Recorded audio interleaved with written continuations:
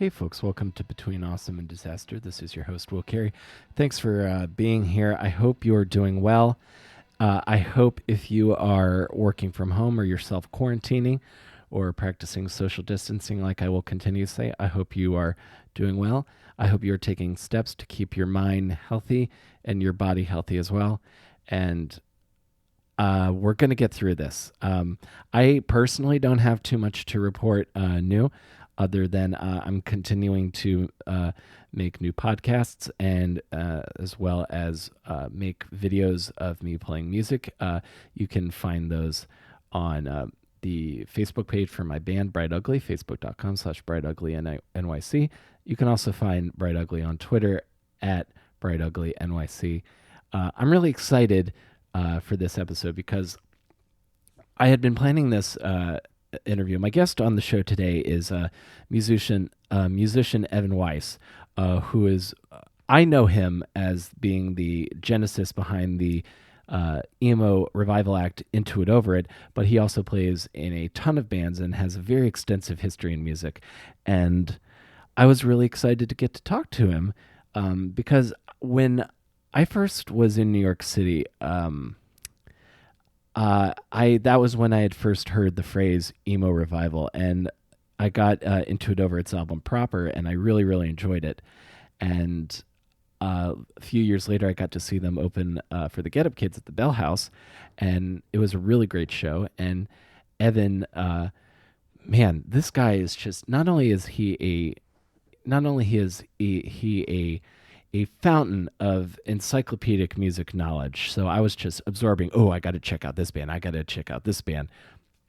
But also, he's a guy that did the dream that I aspired to when I was in high school and playing in bands, is that he did hardcore DIY touring in the United States and worldwide, and then it ended suddenly. And we talk a bit about the genesis behind that because Into It Over It haven't been active since 2017. But I do have news for you, for anyone who's listening to this who's a fan of Into It Over It, who doesn't already know what I'm talking about.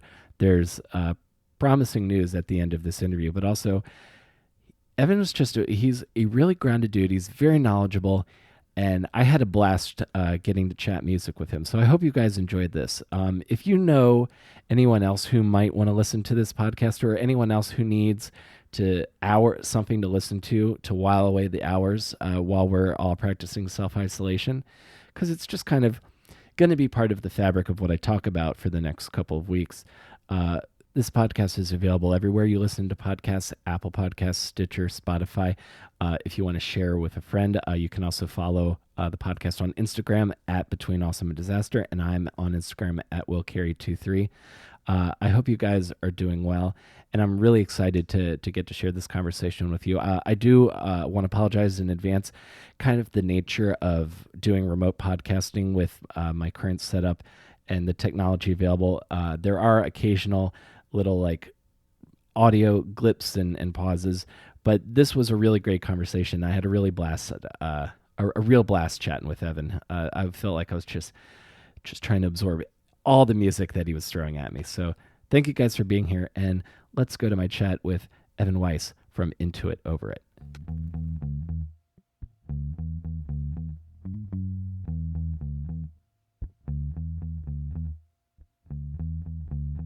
Awesome. Thank you so much for doing this, man. I really appreciate it. Yeah. Of of all the surreal circumstances that I've met musical heroes of mine, this is probably near the top of the list. I don't know. A hero? Well, I appreciate that. That's not I don't even know what to do with that kind of information. I'm just happy that there's something for me and you to do right now in the midst of the global crisis that I feel like we're all experiencing at once, which I don't know if there's solace to be found in that, or fear that everybody's going through the same thing, but I would like to look at it from a positive angle rather than a negative one. So, yeah, I hope you're doing okay out there. You're in New York, right? Yeah, I'm in New York City, so I've been working remotely since last Thursday. The mayor just issued an executive order. I think it went into effect on St. Patrick's Day that Hmm. bars, concert venues, nightclubs, all were forced to close, and restaurants can only do takeout and delivery. So there's no like sitting in a restaurant. The one silver lining is that bars, restaurants can do beer and cocktails to go right now. Yeah, that makes sense.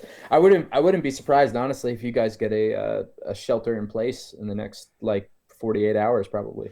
Yeah. Um, we're about to get the same thing. I think Chicago's COVID cases have been going up by 100% every day. So I think we were at like 150 a few days ago, and then it was 300, and now we're at 450, I think today. So 480, something like that.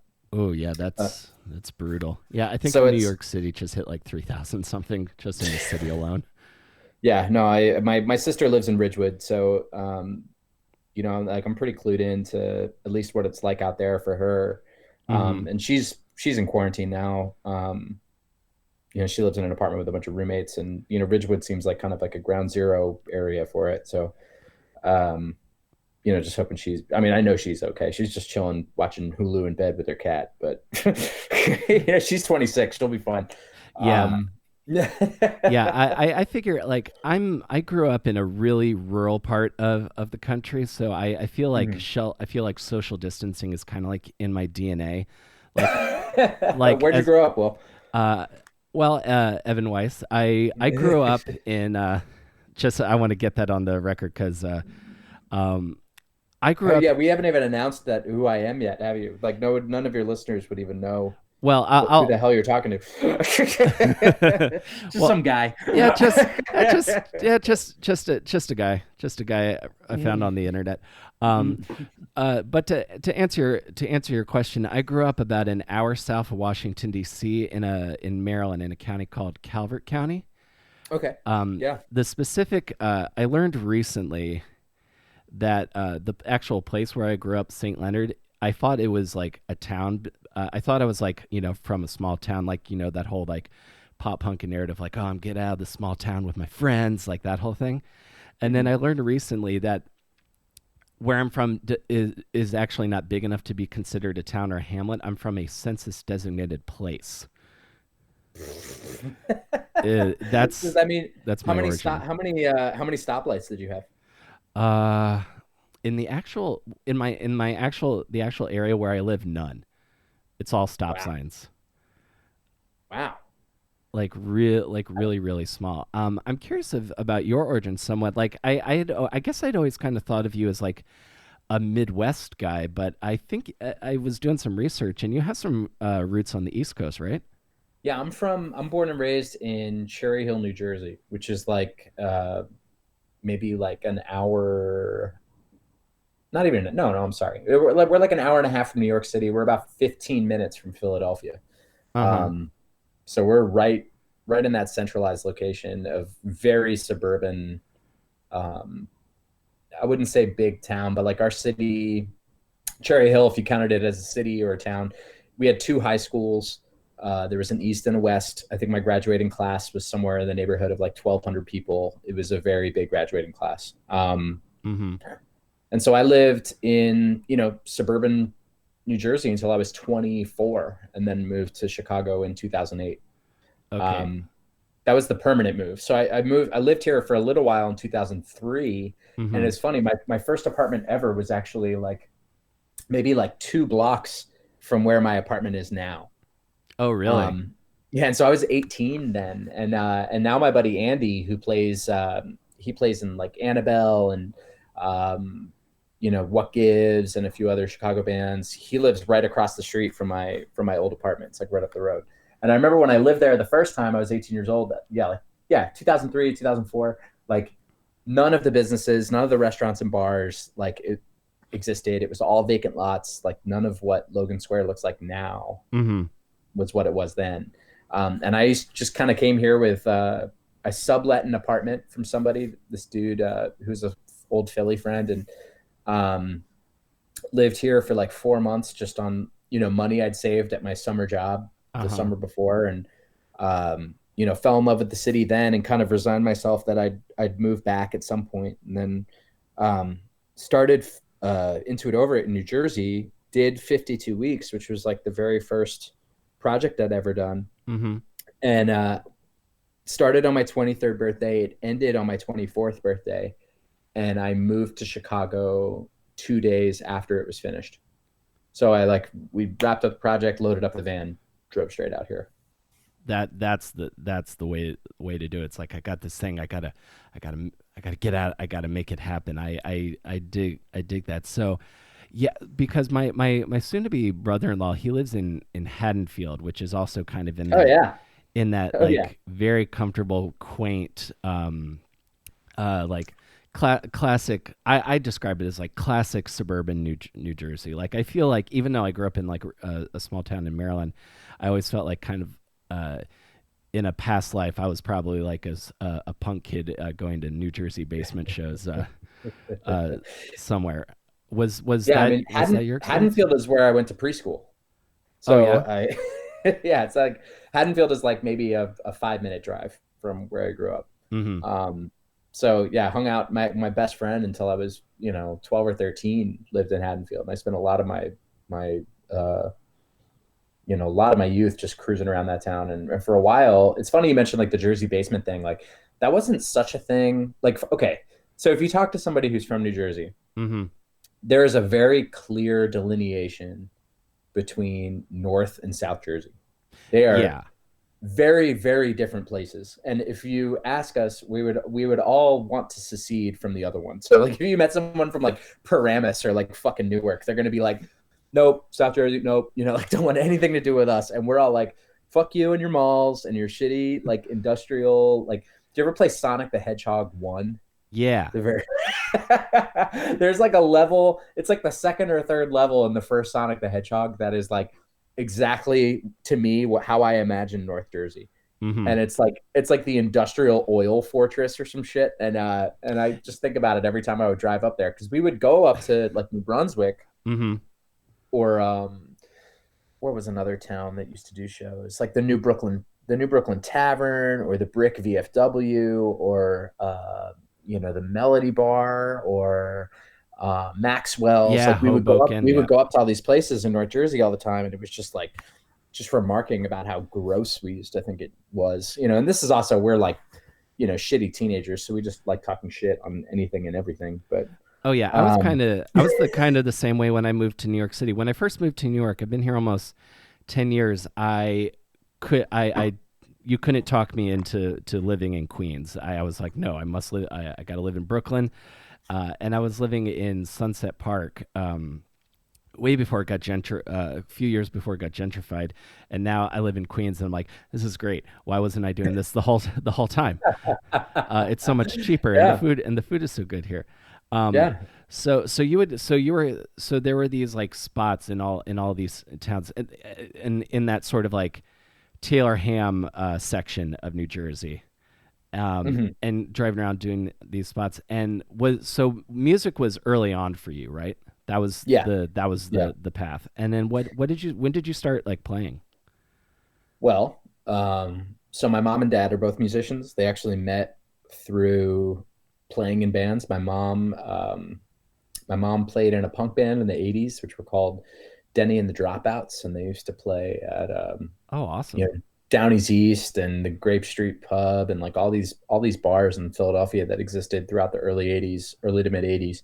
My dad played in a what he would describe as a funk band, and Uh huh. the two of them met just from like the local circuit. So music was always a big thing in our house, and it wasn't just there's a lot of families I think that have music as like a something that's prevalent or relevant, especially of our generation. Parents who grew up listening to music from like the '60s and '70s. Everyone's got like Beatles and Led Zeppelin records, but like Totally.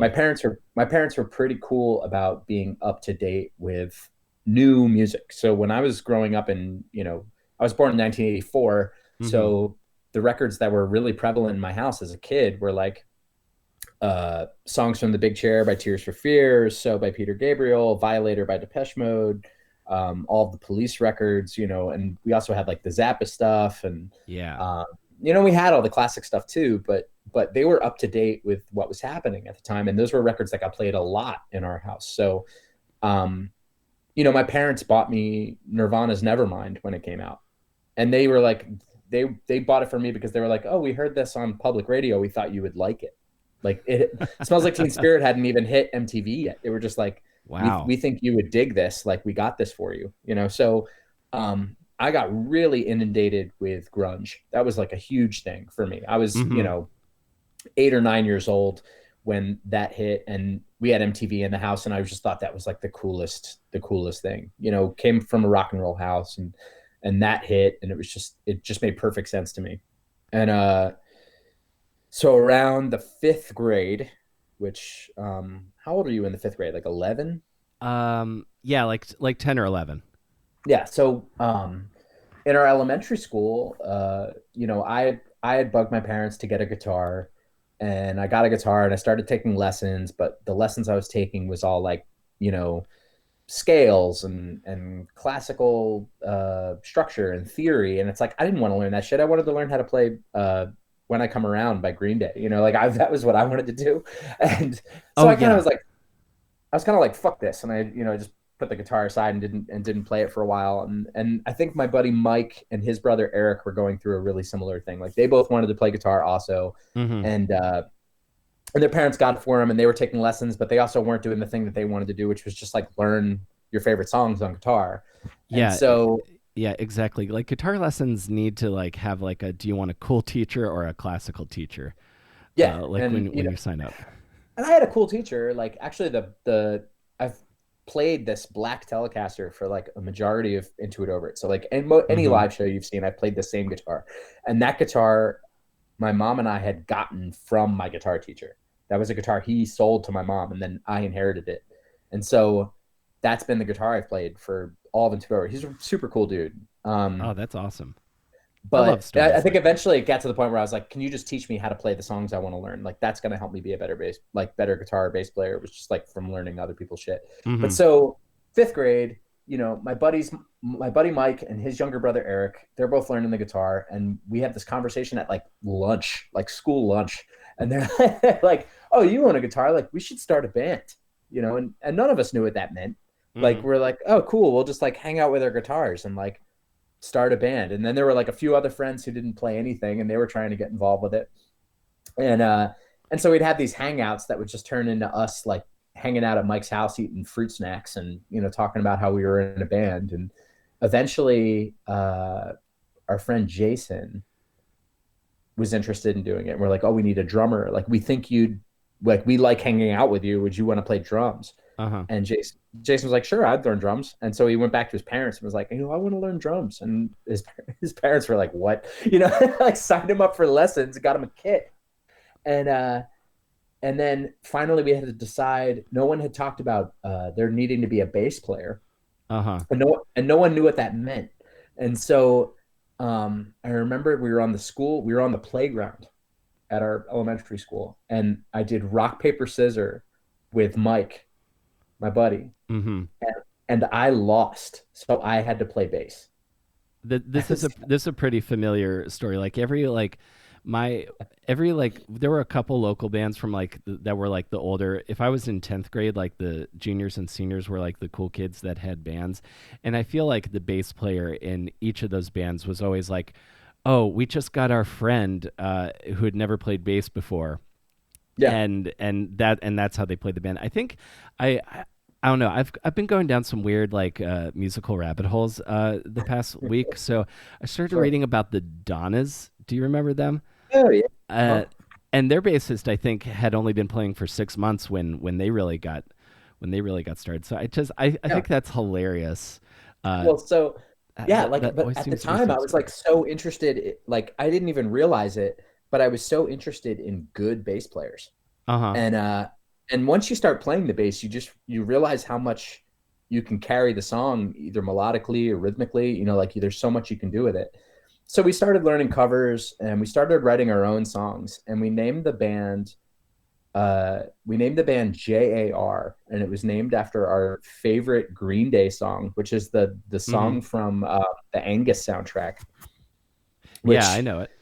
Oh, it's the best Green Day song. Like there's no better Green Day song than that song. And so we were just like, we wrote these stupid songs. We're fifth graders. Like, Hmm. but we basically just cut our chops together. Like, basically, we were all four of us were learning our instruments at the same time, and we would rehearse like 2 or 3 days a week. We would just like get together and either putz around on ideas or like show each other stuff, and we were just making it up as we went. And eventually, like, I want to say like seventh grade, I had found the band Sunny Day Real Estate. Yes, I in anticipation of this interview, not only did I like go through and listen through all the Into It Over It stuff again, but I listened to Diary by Sunny Uh-huh. Day for the first time in a long time, and that album just is It's amazing. it's so good. I don't think I could appreciate it when I discovered it the first time around, but I love it now.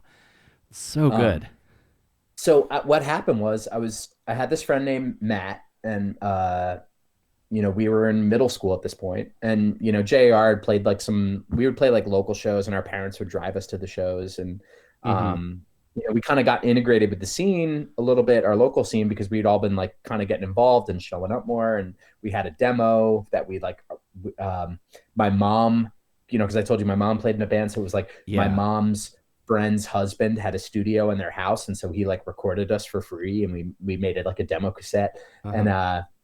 which, if I ever found this fucking tape, I mean, I know I have it. It's in my apartment somewhere, but like, there's no way anybody is going to hear this fucking cassette. And if somebody Sure. rips this cassette and wants to really embarrass me, fucking go for it. I won't be the person to do it, but Sure. Sure.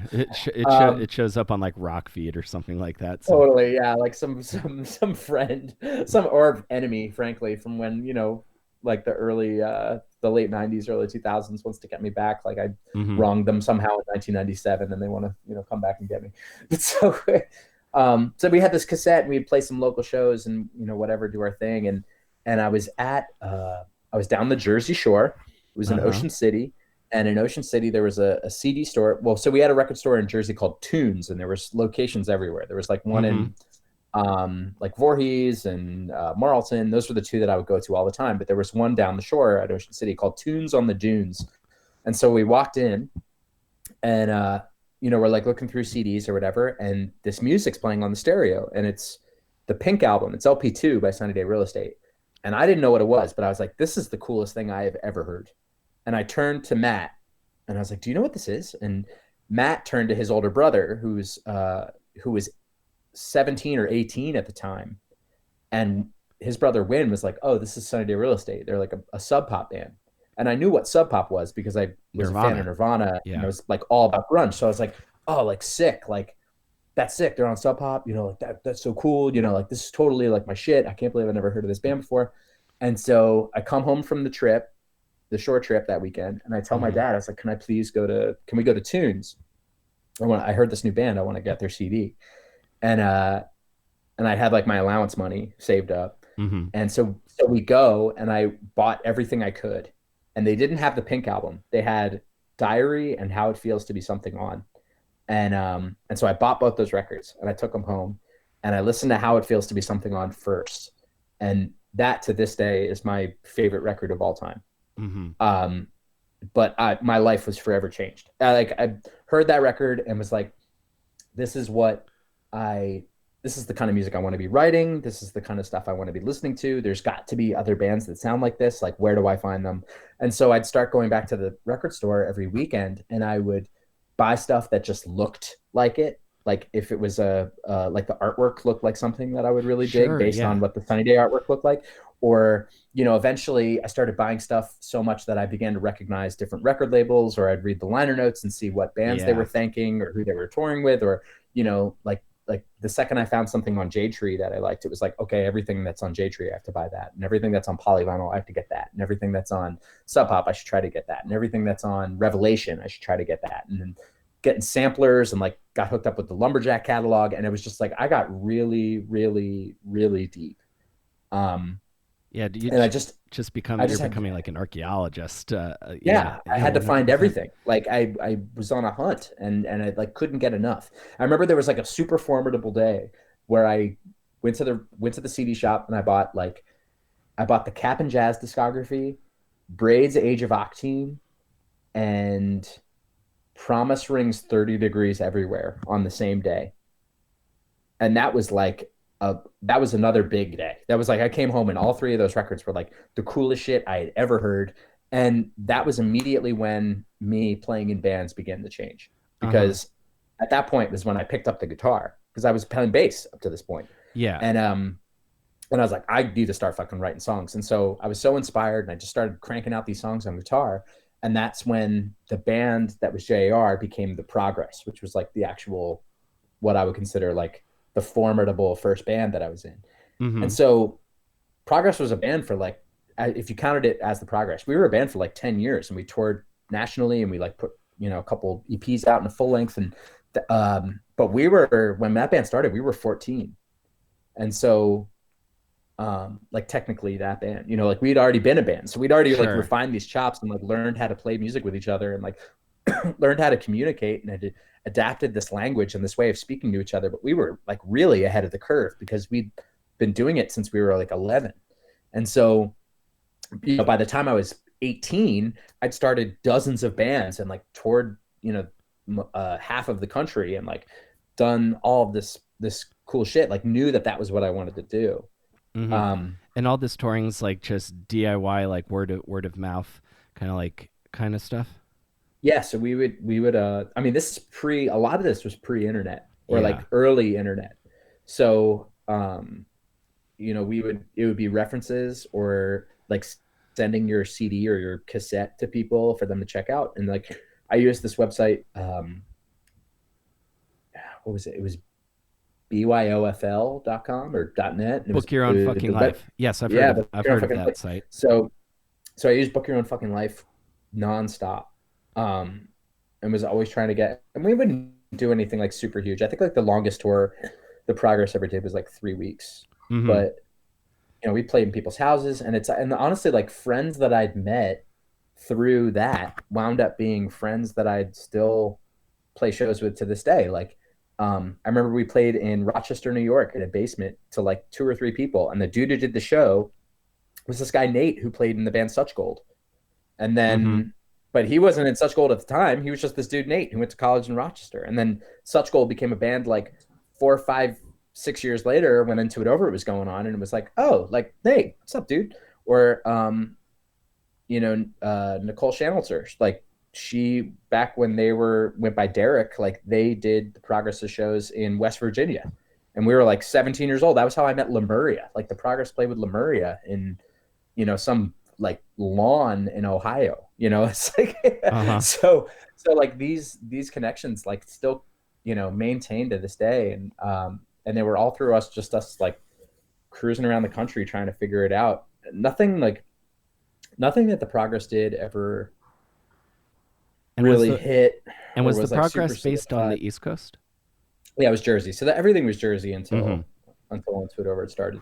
Or actually even until Into It Over like had already kind of been going on for a little while. Uh-huh. Um, but yeah, I mean, I started Into It Over it because at the time the Progress was kind of winding down. Um, Mike, who was in the band, was taking his job more seriously and was in a committed relationship and kind of wasn't sure Mm-hmm. what he was doing. And Eric didn't really like touring that much at the time. And Jason was like getting ready to go to law school. And there was like all these reasons why, like, it was just didn't seem like it was going to be a thing. And I think the biggest one was just that, like, I really wanted to make a career out of it.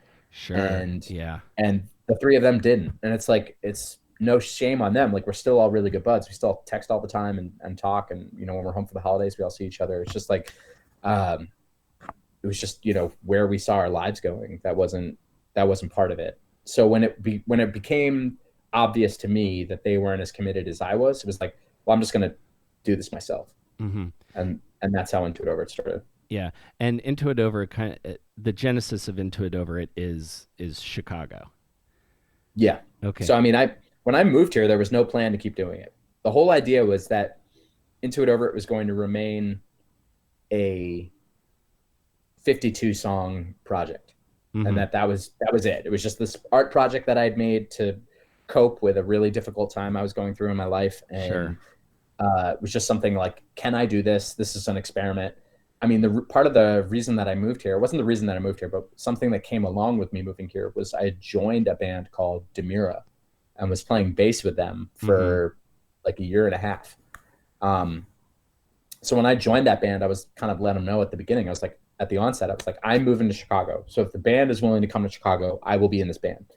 Um, and I'll do all the tours. I'm signing up for whatever, like whatever you guys need, I'm here. Uh, but that was part of it. That was kind of like the caveat. It's like the band would have to come here too, because I'm not willing to Sure. move. Um, and they were all down, and everybody still lives here. Everybody like found a life here. But I played with Demir for like 2 years, and then was asked to leave the band. And when that's when I actually picked up Into It Over It seriously for the first time. It was like right around the same time that No Sleep put out 52 Weeks on CD. And had I Uh-huh. not been asked to leave that band, I don't know if I would have done Into It Over It at all ever again. I Yeah. mean, the only reason the band name is what it is because that's what the CD was called. Gotcha. Gotcha. And was the split from that band, was that amicable, or is that acrimonious? Was well, depends on who you ask. I think my I have no ill will. I think I had ill will for a minute, and then when I realized that um, the decision was ultimately for the best, I was no longer sad or upset. Um, but and I learned priceless lessons from being in that band. That band, if you wanted a lesson on how to be a touring musician and how to be a professional touring musician, Mm-hmm. Demira was the ultimate road test. It was like we would tour hard. I think the shortest tour we ever did was like 8 weeks. We were always on the road. We were always gone. It was an endurance test. And that trained me for everything that I needed to know before starting to do my own thing. It was invaluable life lessons. And anyone who's played in that band, because there's been a lot of people who've played in that band, Right. namely, something for me which really helped me out was Josh Sparks, who drummed on Standards and who was in Into It Over It for 4 or 5 years. He was the drummer in that band before I joined that band. Mm-hmm. So we kind of had this like ships in the night. We'd never met. I'd never met the guy, Uh-huh. and he was in the band just before me. And then after he had left, I was in that band for 2 years, and I didn't meet him until after I was out of the band. And then him and I met and hit it off. And the joke was always kind of like, wow, if we were both in this band at the same time, would our experiences have been so like totally different? Like Totally. would we have loved this band more because we had both been in it at the same time? Um, my takeaway from being in that group was that uh, and again, this is not coming from a place of ill will. This is just my Totally. honest interpretation of how I felt like that band ended, or at least ended for me, was that um, the singer of that band, Dave, had always genuinely, he had always promoted the idea that it was a collaborative experience, that Mm-hmm. everybody should be engaged and want to contribute to the band and voice their opinion and come up with ideas and this, that, and the other. When really I don't think that was the truth. And I was comfortable with that not being the truth. I was Mm-hmm. totally comfortable with it not being my shit. Like, yo, you want to write the bass lines and play bass on the records? Like, go for it, dude. Like, I don't care. I'm signed up. I'm here for it. Like I'll do the tours. I'm showing up. I'll know the parts. Let me know. Gotcha. Um, Yeah. but when a band positions itself to be, your voice is important. We want to take in consideration what you have to say about the creative process of this band. I'm going to voice my creative opinion because Yeah. I've been doing it for just as long as everybody else in that group, and I feel like my opinion is just as valid if you're giving me that platform, right?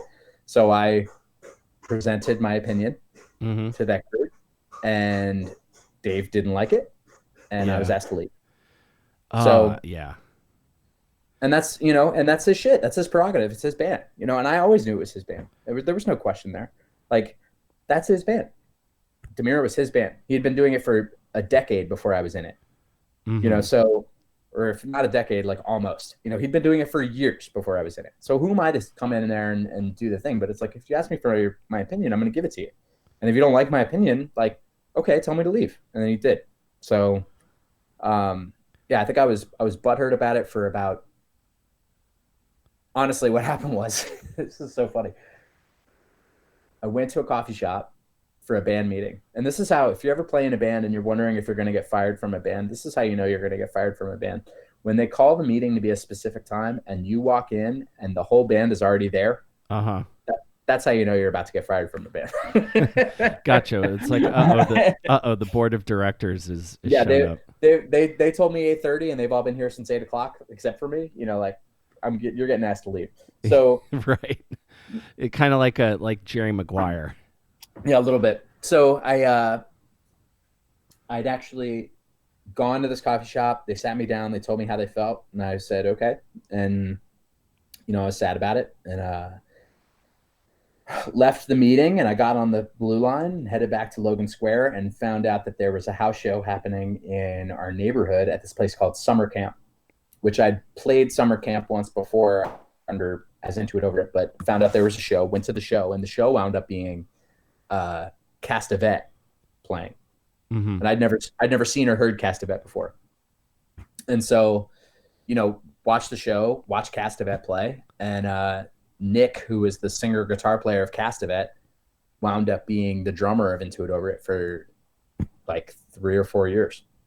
And had I not been sad leaving that meeting and like needed to go do something cathartic to like feel better and had gone to that show, I don't know if the trajectory of where my life had gone would have wound up being the same.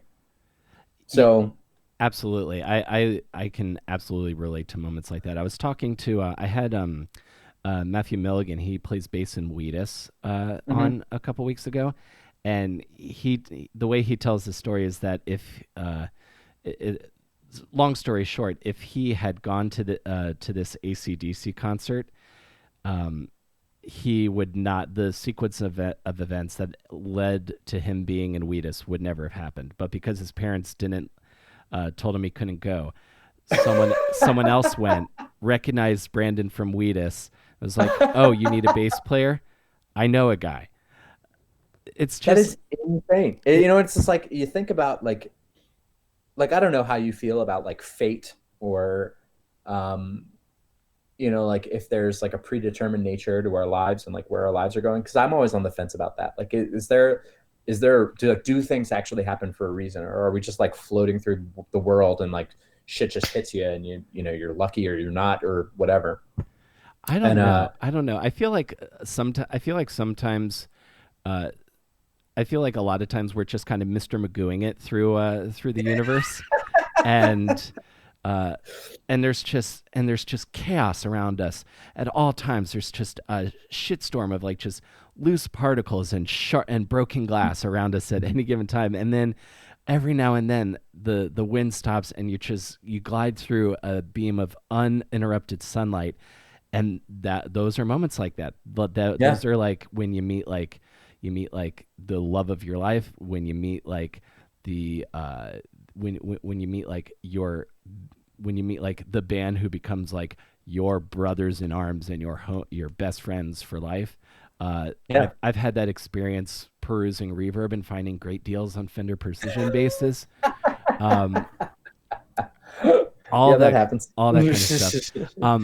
Something I wanted to ask you about, because when I first discovered when I first heard proper, when I was like broke and sad and living in Brooklyn and going through some stuff, it was kind of a revelation to me because I had done all of my musical homework, and I don't know how you personally feel about the words like emo or emo revival, but like when I was in high school, emo meant Dashboard Confessional. That was my entire understanding of that genre of music. And then Sure. the way I started trying to educate myself was Amazon had an emo category for CDs, and I was like, and I would just go through that and like look for the same way, because I had my record store was Walmart. Right. Um, so I would just go through that, and that's how I ended up discovering Sunny Day Real Estate, and another band from that era that I really enjoyed was Mineral. Did you ever get into that? Oh yeah. Oh yeah. I mean, dude, if you name any '90s emo band, I mean, even through, I think like I had every single CD, man. I knew every single word to every one of those records. I was such a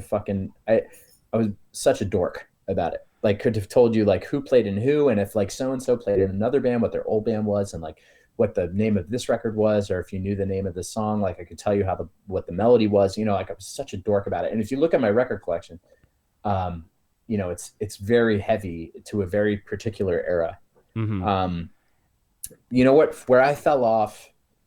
Uh, well, you're asking like what my opinion would be of like emo or Well, revival. well, well. I think what the question I wanted to ask specifically was because when people use the phrase Midwest emo, I feel like they're referring to groups like they're referring to bands that are inspired by that era, and then like into it over like kind of stuff with like lots of clean guitar and like very proficient musicianship that doesn't sound shreddy. So Yeah, I was curious where do you think this style comes from, and why is it specifically associated with the Midwest? well, so I can tell you like straight up, my attraction to moving to Chicago, my attraction to wanting to come here in the first place was how much I loved the bands from here. So like you know, like I said, I went to the record store and I found the Cap and Jazz discography, Braid's Age of Octane, and the Promise Rings, 30 Degrees Everywhere. Three bands who are all from this area, right? And Mm-hmm. you know, I found that when I was, you know, like that would have been like 1997, 1998, around that time. Um, you know, I found that, and that was like a touchstone moment to being young. And I remember the first time I came here was 17 or 18 years old. Came here with a bunch of, you know, older friends who brought me out here for the very first time, and met some of those people the very first time I was out here. It just felt like this magical place. It's like everybody's clued in to this art and this sound, and there's this kind of like this vibe that goes along with it. And I think it has something to do with where we're from, where it's like we are in a major city and there's a lot of metropolis here, and that they're but it's not like New York or LA. It's not the, you know, the largest city in the world like New York where you could get anything at any hour, and it's not like Los Angeles where it's like full of where the weather's beautiful all the time and there's um, you know, palm trees and the beach and nature. It's like you have to grind it out when you're here. Like Right. 4 or 5 months of the year, it's like unbearably bitterly cold. You know, you're stuck inside, and you're 5 hours from the closest major city, and you have to work for it. And so there's this kind of like salt of the earth grit where people refine their skills, and they're also like not totally clued in somewhere like New York, also where, you know, you're an hour from Philadelphia, you're 2 hours from Boston, you're 4 hours from DC, you're 4 or 5 hours from, you know, 4 hours from Baltimore. You're not like 6 hours from Richmond. It's not like you're like near all these other metropolises where you can gain, uh, you know, influence or sound from other cities that are adjacent to you, or like Sure. have this community that like you can work with within like a you know, 500-mile radius. It's like you are isolated. Like if you are from Milwaukee or Chicago, you are 5 to 8 hours from the closest place. Uh-huh. So like that, I think really did, like the influence was all coming from itself. You know, like all they had was each other. And I think that maintains to this day. Like, and it just created this microcosm of people who were all engaged and communicating and working on something in the late 90s, early 2000s that were where they were influencing each other. You know, like Mm-hmm. influencing each other directly, not like necessarily even to the point where they could gather influence from other major cities or coast to coast. You know, like they're just at this very insular thing. Totally. And so discovering that and hearing this crazy sound, this just something that was so unique and different, um, but just felt right to me. That was the attraction to coming here. It like I'm if you ask me through and through, like there's also a term that gets thrown around here a lot, and it's called Midwest values, and it's just a way of talking and communicating and attitude that like at the end of the day I will never have 100% because I'm not from here. I wasn't raised Right. that way. I have New Jersey grit. I have an attitude, and it's like, and it comes out. It has gotten soft in the years that I've lived here. My there are assets of my personality, or you know, like my accent, you know, has gone away in the time that I've lived in Chicago. I mean, I've practically almost lived here for, you know, 15 years. I've almost lived in Chicago longer than I've not lived in Chicago. So, Right. or like been associated with the city longer than I've not been associated with the city. So, but I'll never, you know, be like I come. It's like, you know, when it's almost like what would be a good reference? It's like when I go back to New Jersey, it's like it's almost like I'm like being like brought into the motherland. Like I feel like there's this connection, like I'm being drawn back It's to kind of it, like in your, yeah, it's kind of like in your DNA. Yeah.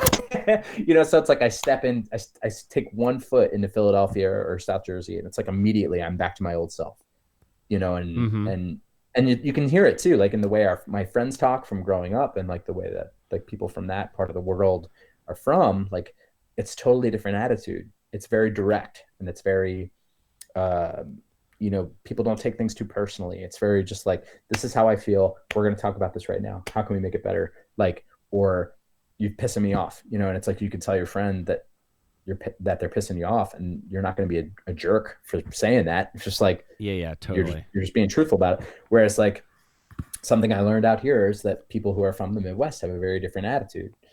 Um, if you tell someone you're pissing them off, they may take it very personally, or they may not tell you exactly everything that they're feeling at the time. And they may not be so direct with you, or be actually kind of taken aback that you would be direct with them, to the point where they think you're like, that you don't like them or something. And it's like, no, this is just, we're just talking about it. Like it Yeah. made me upset. I'm upset right now. It doesn't mean I don't like you. It just means I'm upset. Um, I'm going on a tangent, but No, this is I all mean, very interesting to me because but ultimately, like what drew me to this place was the music that I'd found from this place. And when I think of emo, like to me, it makes perfect sense, right?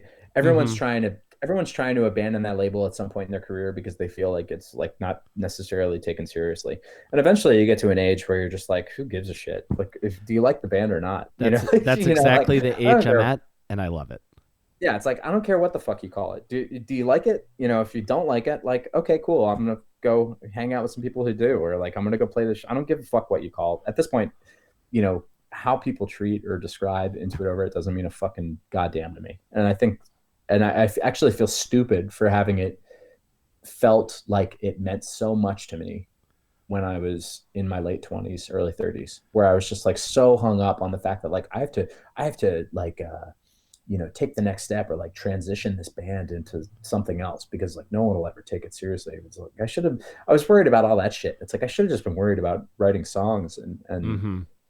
being a good person, like meanwhile, like, tied up about, do people think it's emo? Like, I don't want to do blah, blah, blah, blah, I don't want to go play that festival or play that show or do that interview. It's like, who gives a shit? Like, I call a spade, man. I fucking grew up with this shit, and I loved this shit. I loved it. I lived for it. I changed my whole outlook on music and creativity around it. Like, why would I abandon it? It just seems so dumb. Yeah, But it's like at some point maybe you're trying to like I don't the same way maybe you're like I'm not going to be like a typical dude from Jersey, but that's part of who you are. Like I feel that way a lot sometimes too, where I I guess where I grew up from feels like I'm from the South. I don't want to. I don't really ever feel like I'm from South because if I told someone from South Carolina I'm Southern, they would tell me to go fuck myself. And we're my still above the Mason Dixon, right? I think I believe Maryland was uh, technically Union with a lot of Confederate sympathy. So it was a whole mess. But I grew up like one of my major favorite musical memories from specifically from where I'm from, outside of the local shows that was the first time I'd ever seen live music performed, Mm-hmm. was Hootie and the Blowfish came and played a Nice. show behind the volunteer firehouse that my dad used to volunteer at, and literally, it's one of those things where like the whole town comes out, and just walking around, and my I took my mom because I none of my friends wanted to go, uh, and or my one friend who was still there, I think she was already there, and just seeing like, my mom was an elementary school teacher, so seeing like friends of hers that I was like grew up told to be very like nice to, like seeing them get plastered and like just go like, time why you punish me. That was just very charming. But my fiance, who's born and raised in Brooklyn, has that very direct kind Yeah. of very in your face. We're going to deal with this right now. So like when we first got together, I my feelings got hurt a lot, and I'm used to it. I'm used to it now. But what I'm saying is, I relate to you as far as like, we're in different places, but there's still very much where we're from is still very much in our DNA, and I think that extends to the music as well, especially if it's being made by a group of people who maybe don't directly express themselves. It comes out in a richer way there Sure. through the music. Uh, as a guitar question, I'm curious. I'm curious about because I just started. Well, I played music before I did comedy. I'm playing bass in a band right now, but something uh, I'm interested in specifically with emo revival and Into It Over It is that uh, not all your stuff's not all in E standard. I'm curious what got you into experimenting with alternate tuning. Oh, that's a great question. Um, and it's funny because that's a question that no one has ever asked me. All the fucking wild ass interviews I've ever done, no one has ever been like, "How'd you start playing?" Like people be like, "Yeah, I noticed you use open tunings." Like, what tunings do you use? That's usually the question. It's not why or how. Mm-hmm. Um, so I can tell you why. The uh, the reason that I got started with that was we had a band from our area when we were growing up, and it was probably my first like truly favorite local band. It was actually the band that I thought was like the greatest band in the world. And I mean, I feel like if you grow up in a scene, everyone's got their favorite band. And I Mm-hmm. actually, for the cities that I've lived in, I could tell you who my favorite bands were in the cities that I lived in. Like for Chicago, like if I think about like some of my favorite local bands that existed, separate from the bands that I like loved and like grew up like worshiping, but like a band that was like my peers, that you would see and you'd just be like, I have to go see them because it's just going to be awesome. Yeah. Um, that band was this band called Cloudmouth, right? But so when I was in New Jersey, the band that was our peers that like it just blew me away was this band called Up Up Down Down Left Right BA Start. Oh, I think I've heard of them. So the basically what had happened was Steve, who was the singer and guitar player of that band, ran a recording studio called Gradwell, and so or still does. He's an owner in the studio called Gradwell. It's existed since the late '90s. It was where the Progress did our first EP. It was where like every hardcore band I'd ever played in made our demos. And it's gone through all these different iterations. Like it started in his house, and then it moved to this warehouse space, and then it moved to this other spot that was in Haddon Heights, and now it's in like this beautiful space in Haddon Heights, like around the corner from the third spot. But it's like now like a state of the art, like amazing studio with like rehearsal rooms in the basement and shit. But so that's where, yeah, like the Progress did all of our stuff. That's where all the 52 Weeks was recorded. Most of 12 Towns was recorded there. Pet Symmetry made Vision there.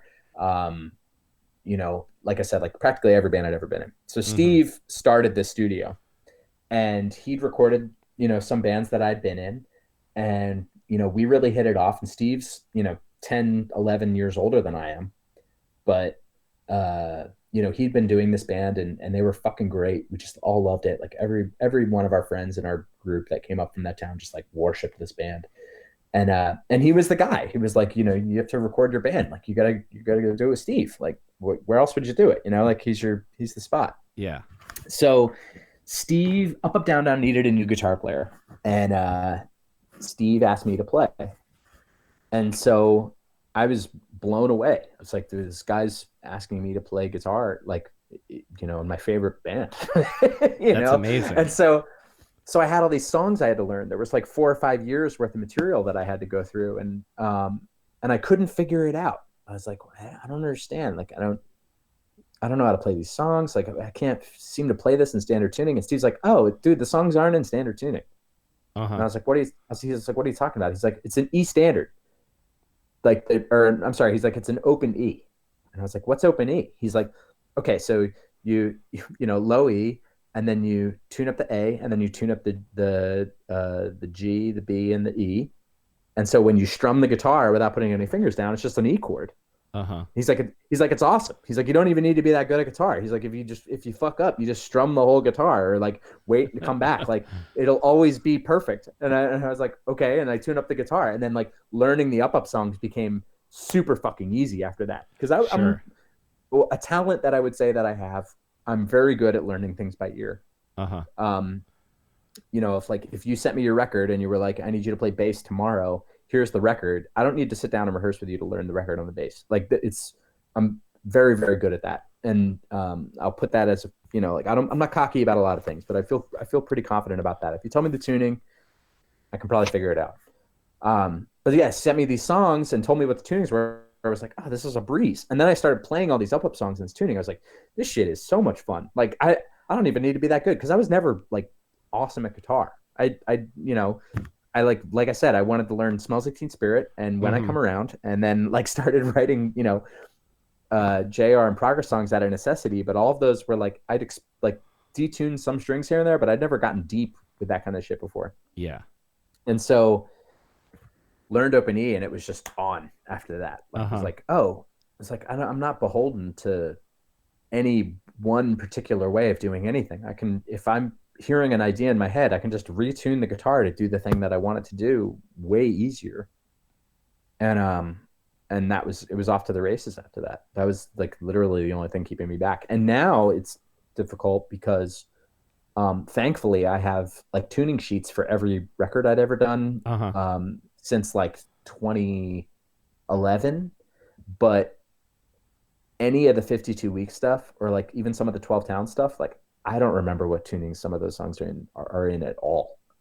And I have no Mm-hmm. idea. Like they could have just been like there'd be times we'd record those songs where I would show up with the guitar in the tuning that it was in, because if I had detuned it, I'd lose how to play it because we were doing everything so quickly. So it was just like, and then I'd record it and be like, cool, never have to play that again. And it would just, zap, like memory erased, just Sure. gone, wouldn't know how to play it ever again. So now with Intuit Overt stuff, probably since the Koji split, there are about 4 or 5 like touchstone tunings that exist. And there's 2 that are like the primary tunings.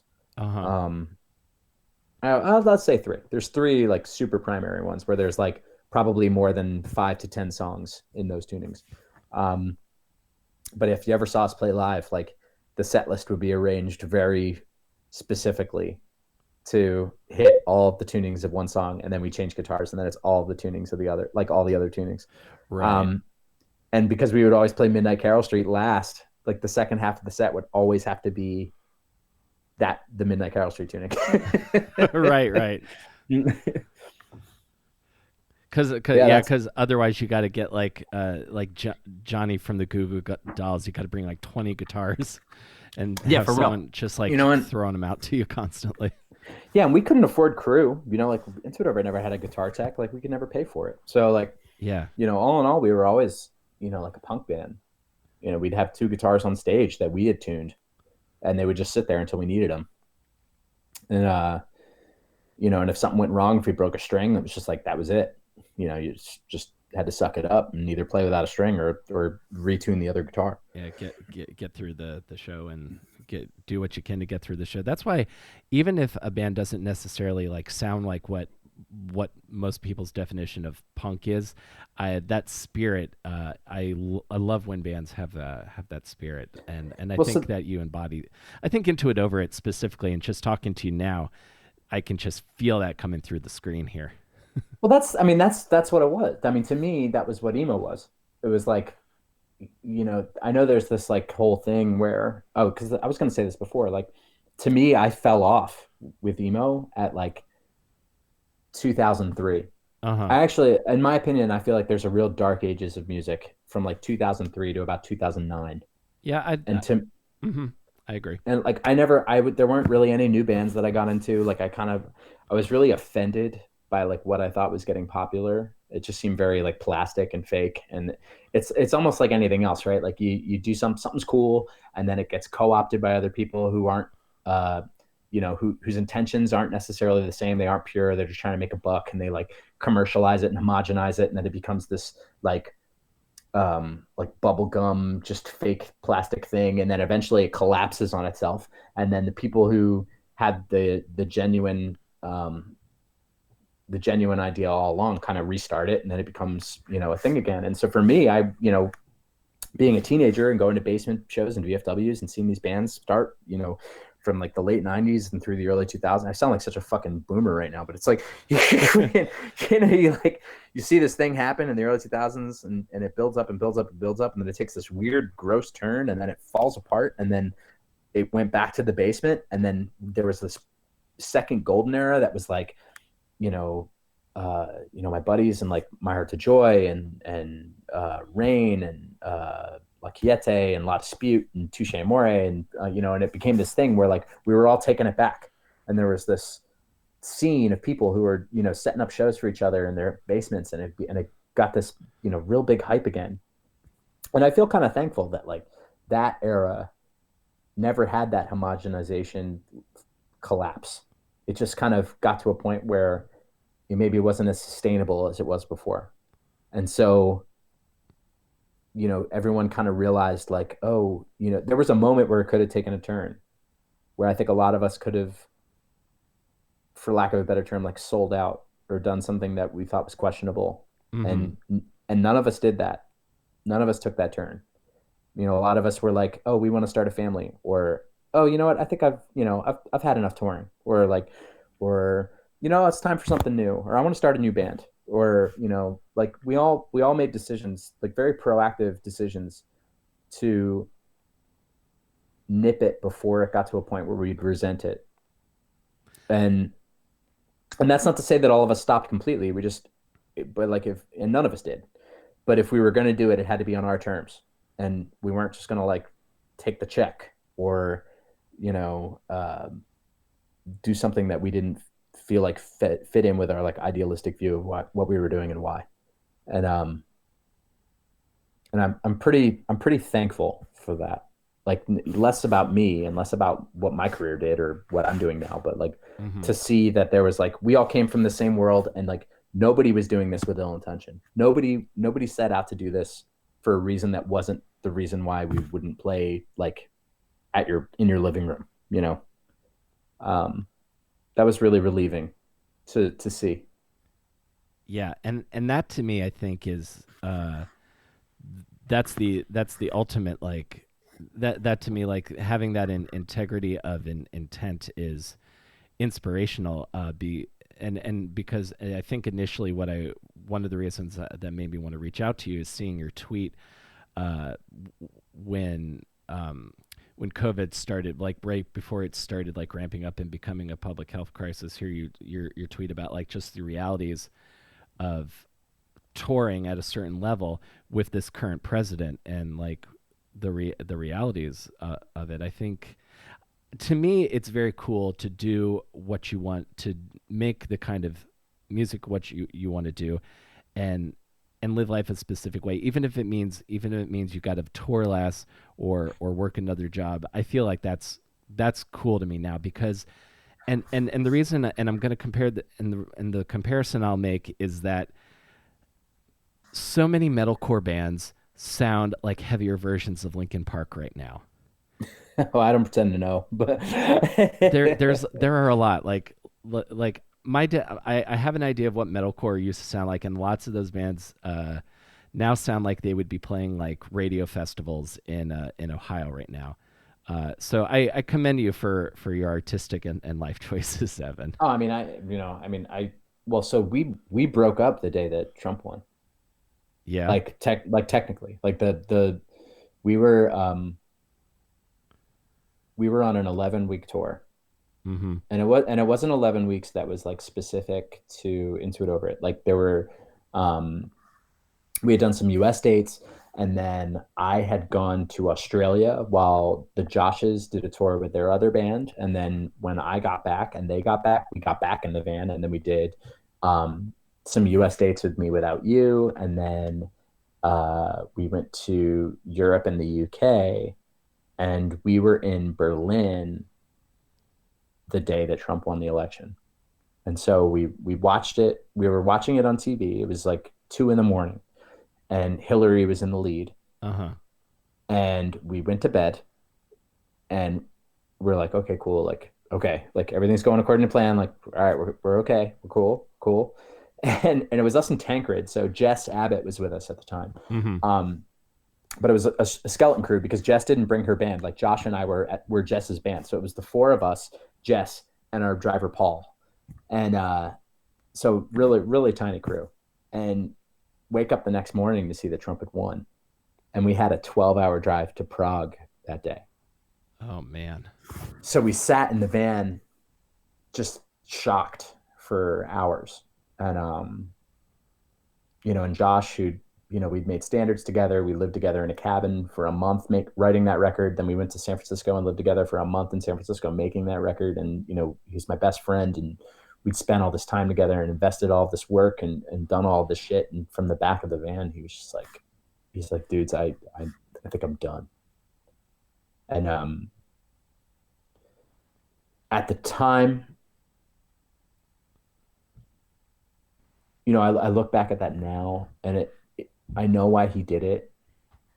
Josh isn't afraid of confrontation, Mm-hmm. but also like we were all afraid to say that we were tired and that we, you know, just needed a break, Yeah. because I don't think anybody wanted to be that person that was like, I mean, first of all, I couldn't be that person. I'm the fearless leader. I have to be like the one that's like, we're good. Like, you're good, making sure everybody's cool, making sure everybody's feeling okay. Like, if I show signs of weakness, like, how does that affect the crew? Like, how does that affect the people that we've assembled? And if I'm feeling weak or showing weakness, like, how are they supposed to feel comfortable in their position? So Right.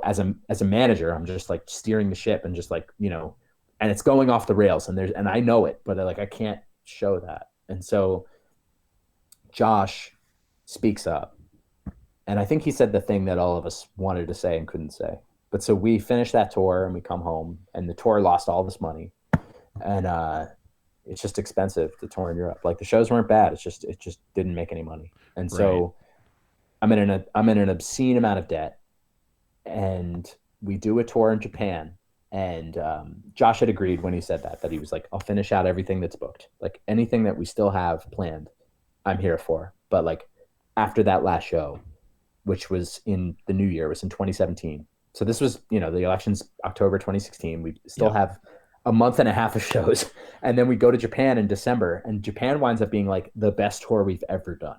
Uh-huh. Like, every show is sold out. We're playing better than we've ever been playing ever. Like, we know how to play every single record. So we're just like, what do you want to do tonight? And they go, you want to do Intersections? It's like, okay. We just walk out stage and play Intersections, and it's just like awesome. Like, we all felt so good about it. And we finished this tour, and it digs the band it digs me out of some of the debt, because the dudes never absorbed the debt. They always got, Sure. paid the same no matter what. And then we had one final show in January. I think it was January 12th, and it was we played Proper in Full at the Metro in Chicago. But when we got home from that Japan tour, it was like right around Christmas, and there was nothing on the horizon. There was nothing booked. There was no new opportunities rolling in, and I had to get a job. Mm-hmm. And so like, and we all did. Like, Josh Sparks, who was the drummer, moved to Ohio to be with his girlfriend, and other Josh, who was playing guitar, got a job here in Chicago, and I got a job here in Chicago. And we all started like the first week of January, and then we played that show, and then that was it. And I think that was kind of the impetus. It was like, we need a break. We've done this. We've toured really, really fucking hard as a group of four for 4 or 5 years, to the point where we're emotionally, physically, mentally exhausted, unhealthy, just like, Just from it. aggravated. Oh, we were so fucked up, like like just physically, like falling apart, and also Uh-huh. just depressed and lonely, and just like, you know, we weren't making good decisions, and just treating our bodies like shit, and just like being very self-destructive. Like, all of us were just awful, Mm-hmm. like, or at least feeling awful. We weren't necessarily awful people, but like we were just all felt bad all the time. And at least that was my interpretation, and so I speak for myself on that. But Okay. uh I felt bad all the time. And so, but we needed, like, that was a big fear. It's like, this fucking assholes in the office, like, how many years before, like, this isn't viable anymore? How many years before something goes wrong and like we can't do this? Like, if you're a touring musician, like, there's an element of it that is you living in a fantasy world, because it is a Yeah. fantasy. You're traveling for a living. You're getting to go to new places every single day. You're playing to people who, if people are going to your show and you're popular, like popular to the point where like at least 10 people are showing up, it's like you're playing to, people that love your band. And that's a high you can't describe, you know. Oh yeah, absolutely. And then especially to get to travel to places like Japan, I love it there. I've Yeah, been a couple times. totally. It's Oh my God, it's the best place in the world. it's Like amazing. we're doing some insane shit. And then it gets to the point where you're like, where it's no longer fun and you're Hmm. beginning to resent it and you're beginning to look at what you're doing, which should be this amazing experience, as either um like a responsibility, like a gross responsibility, or just like you don't want to be there. And like anything, like you do something too much, or it could lose its joy. And we all saw it losing its joy. And It makes I'm sense to so it makes I'm sense to so me. glad that I'm so glad that Josh spoke up. Like it had lost its joy, or if it hadn't lost its joy, it was just about to.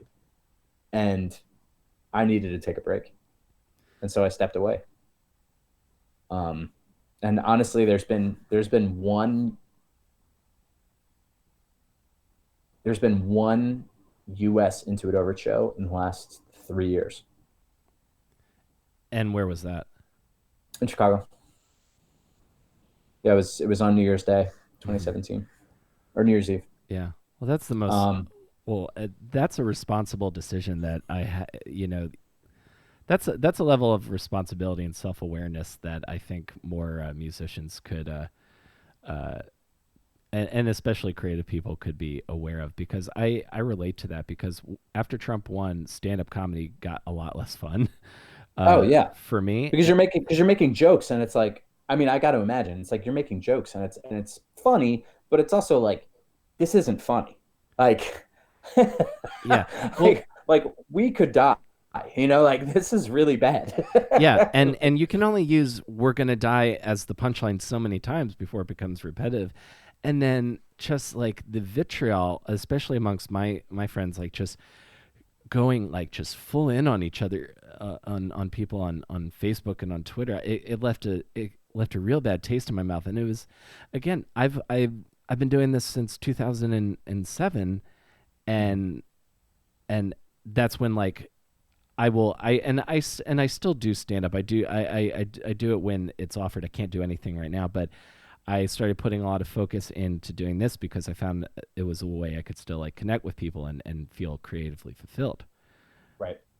Yeah, for Um, sure. uh, And that's not to say that I haven't been creating in that time. yeah, I wanted I to ask you what you're working on now, if you're working on anything now. Well, so even though I stopped touring in 2016, um, or I guess 2017, 2017 was a pretty formative year in a lot of ways. Mm-hmm. It basically changed my career path. I'd, gotten out of a relationship, which, we were talking about how unhealthy you can be when you're in a touring situation, and I, um, was the self-destructive cause of the relationship that I'd been in at that time. And so like my whole life had shifted gears all at once. Mm-hmm. And so that being said, there was several months of not doing much of anything. And then I connected with my friend Adam, who lives here, who has been the drummer of Into It Over for a while. And um, we started writing that following May. And we're really taking our time moving through working on material. So we started, I think we've written in 3 years, we wrote something like 30 to 35 Into It Over songs. And we started recording them last, like this time last year, Mm-hmm. almost like May last year. We finished the record over the summer, like early fall. And at this point, it's ready to go. It's just, figuring out the release plan for it at this point. But so there's new Into It Over It that's ready to go. And Pet Sim's been recording for a while. We've written 17 songs over the last couple of years. And, every band that there's been writing to, every band's been working on stuff. it's just where the former version of myself would be like, cool, we wrote it, like, gotta put it out, gotta keep moving. Like if I'm not releasing records, like, then I'm not on cycle. And if I'm not on cycle, there's no way to generate income, you know? And Sure. so it was this constant stream of like, gotta go, gotta go, gotta go, gotta go. And like now, because I'm in a very fortunate and comfortable position with what I do professionally now, I'm able to take my time and really enjoy the process of creating music again. And if I were to re-enter touring, which I'd like to, not a lot, but like I do, you know, I would love to play shows, and I plan on doing that again. But Hmm. now I can do it. Now I can do it on my own terms instead of feeling like I have to go out. Instead of feeling like I have to grind, which I haven't. I have no desire to grind anymore. Yeah. Um, and that, you know, I'm also 35. You know, music is a young person's game, and anybody who says otherwise is totally full of shit. Like the stuff I'm doing, I really love, but it's like I'm you know, I give, you know, pay, let someone else take the fucking reins on being out and grinding it. It's their time, you know. Like I just Hmm. get to do this because I like to, you know. I don't need to. Uh, And you did the grind for you. So I think in a way you've put in your time, and you've earned the right to dwell on songs and put them out the way you want. I think yeah, you that's know, what I'm that's what I super think. proud of what I've done. It's interesting because like I've, you know, close friends and uh, you know, people who've been involved with the project for a long time have all heard the stuff, you know, and I feel fortunate most most of all that I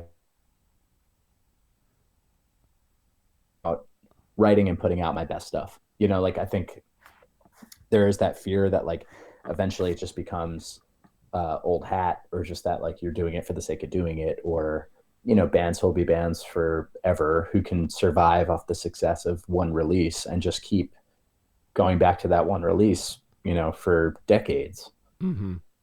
But like I've never felt that way about any of the projects that I've been on. Like if I were gonna put out new records, like I'd be focusing on the new records. I think the new records are the strongest material, confidently, you know, like um so I'm excited for this year. You know, it's a totally different landscape. I'm, you know, kind of dipping my toe back in after being gone for a couple of years, and it's just like, you know, it's nothing like the way it was, even just like 2 years ago, and especially now. I mean, it's you know, we're like trying to come up with new ways to just engage while we're stuck inside. You know, like Hmm. Yeah, I'm thinking just the same thing. just today, like, so there's a new guitar player in Into It Over. His name is Joe, Uh and huh. Joe does a lot of content for where I work, which I work for a company. I work for Reverb. Hmm. So Joe does a lot of the video guitar content for them, and I asked him to join Into It Over, and he was excited about it. And so we've been rehearsing with him for a couple months and working on, you know, learning old songs and just getting him familiar with the style. Same with me. Um, Describing how I'd learned how to play up songs and like not knowing what the tunings were, and like, you know, realizing like, oh shit, like this is way easier than I thought. Like that's what Joe's experiencing now. I'm like watching him go through that now. And so it's pretty fun to get to experience him going through that. But so we were rehearsing in person and like teaching him the stuff. And obviously now everyone's in this you know, everyone's focused on self-isolation and being healthy and being responsible. And in the spirit of that, like Joe and I are going to begin doing lessons via like what we're doing right now, like doing like a Google Hangout. And so we were talking about it, and I was like, what do you think about us just like opening up me teaching you how to play these songs to everybody?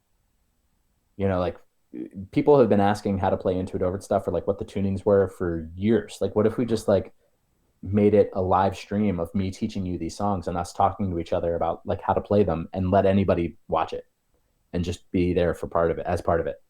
Um, you know, and so I think on Sunday we're going to test this out for the first time, where we're just going to have a live stream of us, me, you know, me teaching him how to play old shit while we like get ready to rehearse for the inevitable down the road. And um you know, just like let people log in with their guitars and see if they can figure out how to play this shit.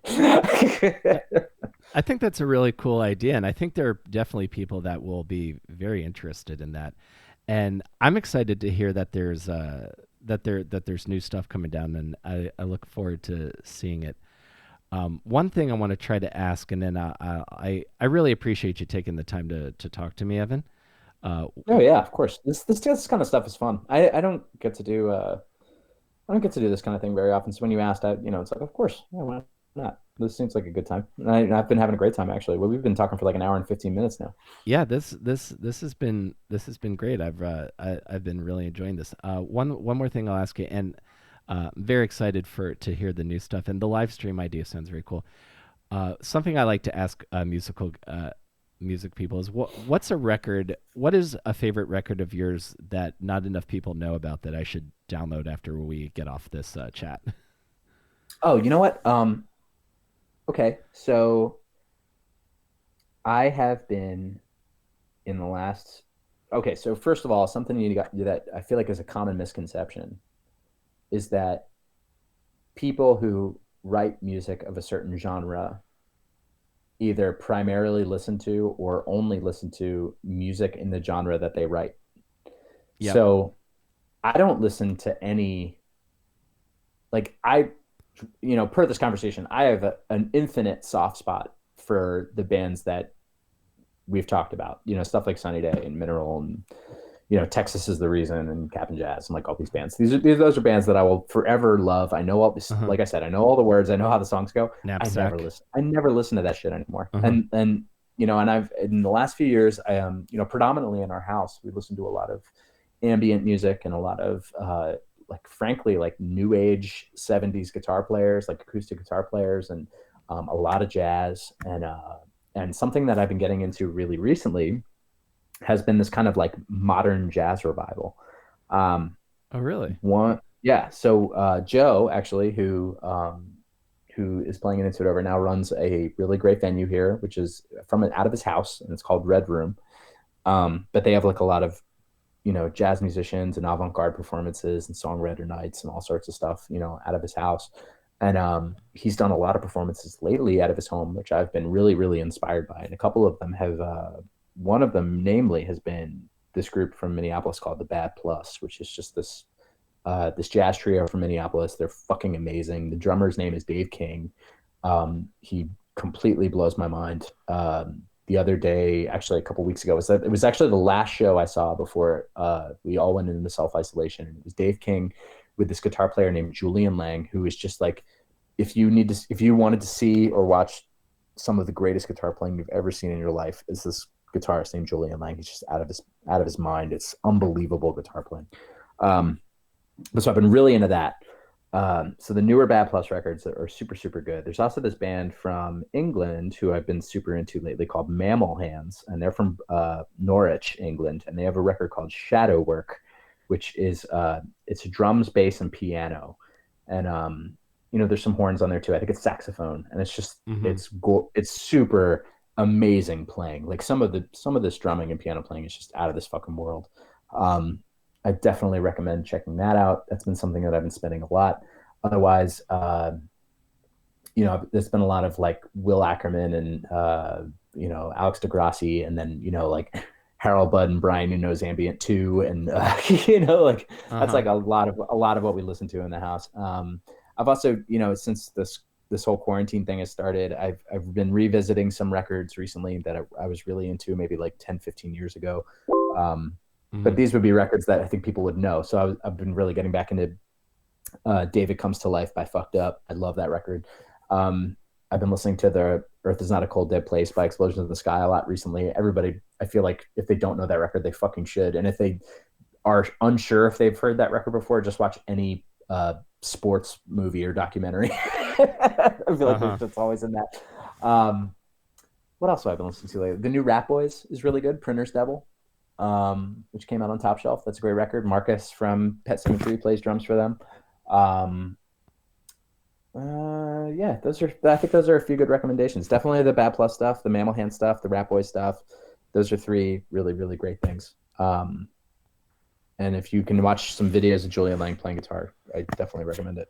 Awesome. I was writing all that down while you're saying so. Thank you. I thank you so much for that. I'm definitely going to check that out. If you like ambient stuff, I really love the Album Leaf. They're kind of Oh like yeah, I, oh I yeah. I really enjoy their That's stuff. Jimmy LaValle. Have you ever listened to Tristeza? No, I haven't.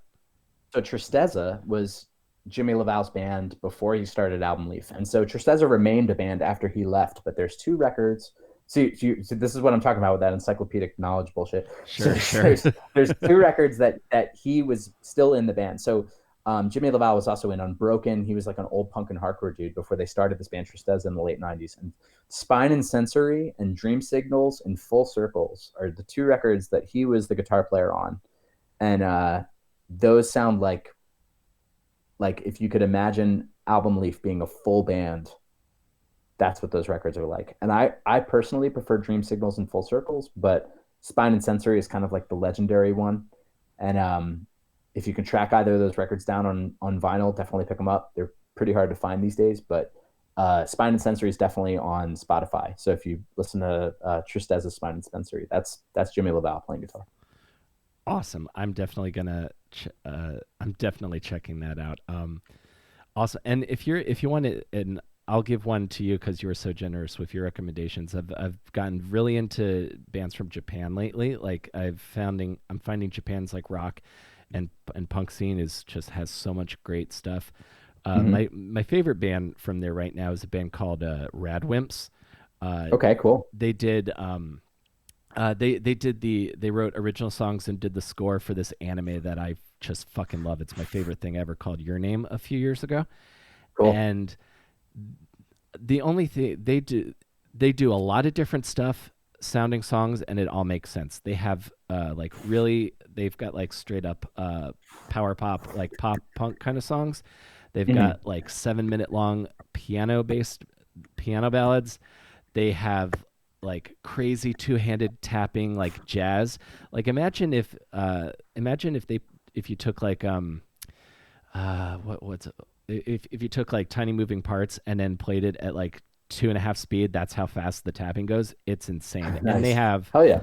they've got a ton of stuff on Spotify to find. So I would really, and I recommend them to a lot of people, but I really dig that stuff. And I really appreciate you taking the time to talk to me, Evan. This has been really great. And Of course. as I say, I've been a fan for a very long time since I saw you with since I discovered Proper and saw you at the Bill House with the Get Up Kids. And Fuck yeah. I really appreciate you taking the time to chat with me, and I look forward to hearing your nurse stuff. I'm going to turn my camera on for the end here so I can give a proper farewell. Let's see here. Yes. Hey. So thank you That's a so. cool tapestry you got back there. Is that what that is? Oh yeah. I was in India with my fiance and her parents last week, and she got this here Cool. there, and yeah, this whole room's not this her whole room's dust, but this is where I do the show, and eventually I'll talk to people in person again. Well, say I wonder if you got it, if you can see this. This is the vinyl wall. Are you able to see that? Yes, I do, and I am gonna let you know if the next time in Chicago because I'm coming over. Yeah. So yeah, that's this is fucking 17, 20 years of just geeking out about music for me. So there you go. That's spectacular, man. Mm. Evan, dude, thank you so much for doing this, man. I really Yeah, appreciate it. appreciate it. Yeah, this was a lot of fun. Thank you, Will. Awesome, thank you, Evan, and I'll Cool. talk to you again soon. Oh yeah, have a good night, man. All right, you too, man. Later. Later.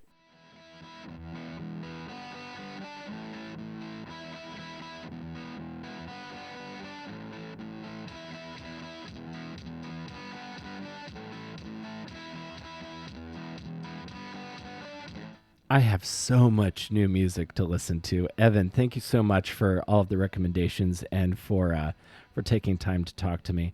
I really appreciate it, and I'm glad he's at a place where he's still creating, and it seems like he's in a pretty good place, which is aspirational to me in my early to mid 30s now. So thank you guys for listening. That is the show I'm not going to say for this week because I'll try to put out as many episodes per. I'll try to do 2 a week as much as I can while we're all stuck in our apartments and houses together. So that's our show for today.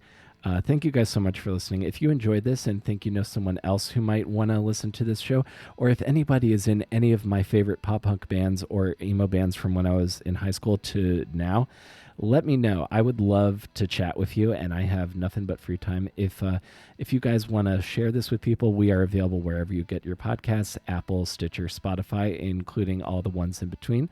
I also want to give a shout out to my supporter on Patreon at the awesome producer level, Mary Beth Mooney. Thank you so much. I really appreciate your support over there.